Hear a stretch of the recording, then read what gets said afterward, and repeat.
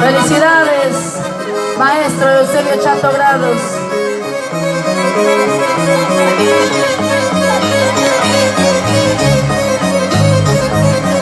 Y dice: esa cucaracha ya no puede más caminar, porque ya no tengo, porque ya no falta, ya no dan para caminar.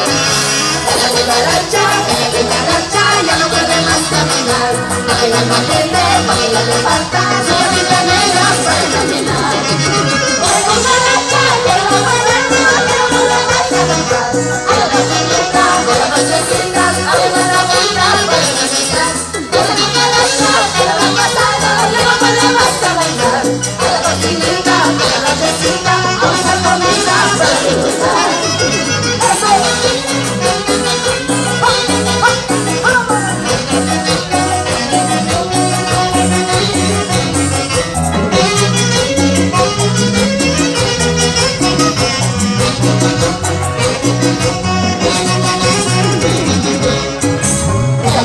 cucaracha ya no puede más caminar, porque ya no tiene, porque ya no falta, su bolita negra para caminar. Esa cucaracha ya no puede más caminar, porque ya no tiene, porque ya le falta, su bolita negra para caminar. Esa cucaracha que le ha pasado, que no puede más caminar, a la cocinita, a la nochecita, a buscar comida para disfrutar. Esa cucaracha que le ha pasado, que no puede más caminar, a la nochecita, a buscar comida para disfrutar.